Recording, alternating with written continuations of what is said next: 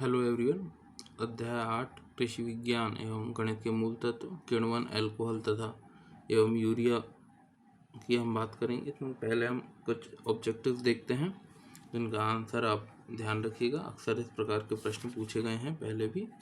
तो वाइन में उपस्थित होता है तो क्या उपस्थित होता है? C2H5OH ये वाइन में उपस्थित होता है। किण्वन के लिए अनुकूलतम तापमान क्या होता है? किण्वन के लिए अनुकूलतम तापमान कितना होता है? 25 से 30 डिग्री होता है। परिशुद्ध अल्कोहल की सांद्रता कितनी होती है? परिशुद्ध अल्कोहल की सांद्रता 100 डिग्री सेल्सियस 100% होती है। जाइमेज ग्लूकोज को परिवर्तित किस में कर देता है? तो जाइमेज ग्लूकोज को परिवर्तित किस में कर देगा? एथिल अल्कोहल में कर देगा। तो ये कुछ क्वेश्चंस हो गए। किण्वन एक कौन सी प्रक्रिया है? ऊष्माक्षेपी प्रक्रिया है।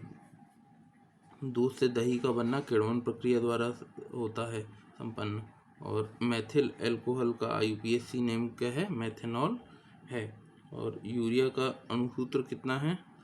ध्यान कीजिए, यूरिया का अणुसूत्र CH2NH2CONH2। ठीक है।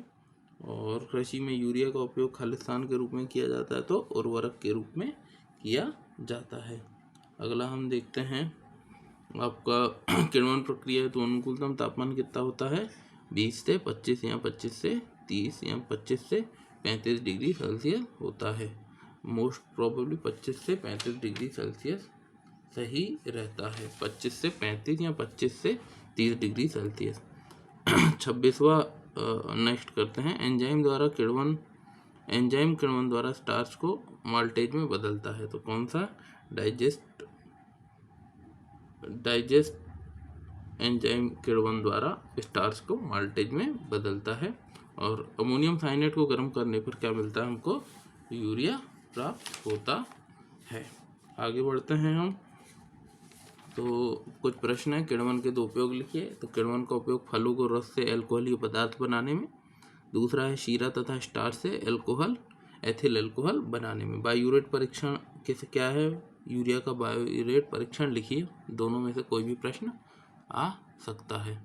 तो यूरिया को गर्म कर बायोयूरेट बनाते हैं। बायोयूरेट को जल में घोलकर कॉपर सल्फेट तथा NaOH का विलयन मिलाते हैं। बैंगनी रंग उत्पन्न होता है या बायोरेट परीक्षण कहलाता है। एथिल अल्कोहल के दो उपयोग लिखिए।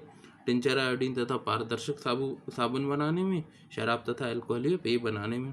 किण्वन क्या है? एंजाइम की उपस्थिति में जटिल कार्बनिक पदार्थों के सरल कार्बनिक यौगिकों के अपघटन की क्रिया किण्वन कहलाती है। मतलब एंजाइम की उपस्थिति में जटिल कार्बनिक यौगिकों का सरल कार्बनिक यौगिकों में अपघटन की क्रिया क्या कहलाती है? किण्वन कहलाती है।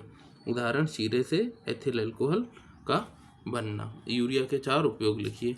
भूमि को उपजाऊ बनाने में, उर्वरक के रूप में, संश्लेषित बहुलक यूरिया फॉर्मेल्डिहाइड रेजिन बनाने में, हाइड्रोजन के निर्माण में और विस्फोटक के निर्माण में उपयोग किया जाता है। एथिल अल्कोहल का सामान्य सूत्र एवं संरचना लिखिए। तो सामान्य सूत्र क्या है एथिल अल्कोहल का? C2H5OH। अल्कोहल क्रिया से खाद्य पदार्थ में मिलने वाले कोई लाभ के 2 उदाहरण दीजिए। तो पहला पनीर, दूसरा शहद। तो पनीर दूध से किण्वन क्रिया द्वारा पनीर बनाई जाती है। प्रोटीन का सबसे बड़ा शाकाहारी स्रोत क्या है? पनीर है। शहद मधुमक्खी द्वारा शहद का निर्माण किण्वन प्रक्रिया द्वारा होता है। शहद में ग्लूकोज, फ्रक्टोज आदि पाए जाते हैं। अगला क्वेश्चन है आसुत और अनासुत अल्कोहलीय पेय पदार्थ में अंतर लिखिए। तो आसुत में हम लिखते हैं कि अल्कोहलीय पेय पदार्थ को आसवन विधि द्वारा प्राप्त किया जाता है। और अनासुत अल्कोहलीय पेय पदार्थ जो है किण्वन द्रव को केवल छानकर रंग तथा सुगंध मिलाकर प्राप्त किया जा सकता है।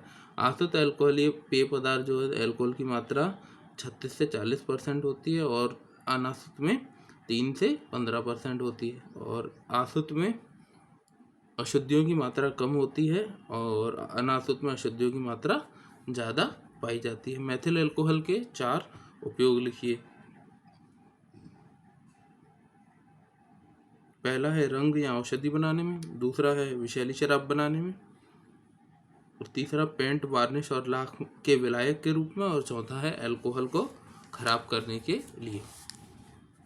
किण्वन के लिए कोई 4 अनुकूल परिस्थितियां लिखिए। तो इसका तापमान 25 से 35 डिग्री सेल्सियस होना चाहिए। शर्करा विलयन की सांद्रता 8 से 10% होनी चाहिए। विलयन का pH लगभग 7 होना चाहिए। पर्याप्त वायु उपस्थित होनी चाहिए।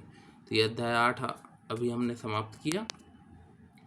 और इससे बस इसी प्रकार के और प्रश्न आएंगे और आगे हम बढ़ेंगे नेक्स्ट, इसमें आपको नेक्स्ट अध्याय देखने को मिलेगा।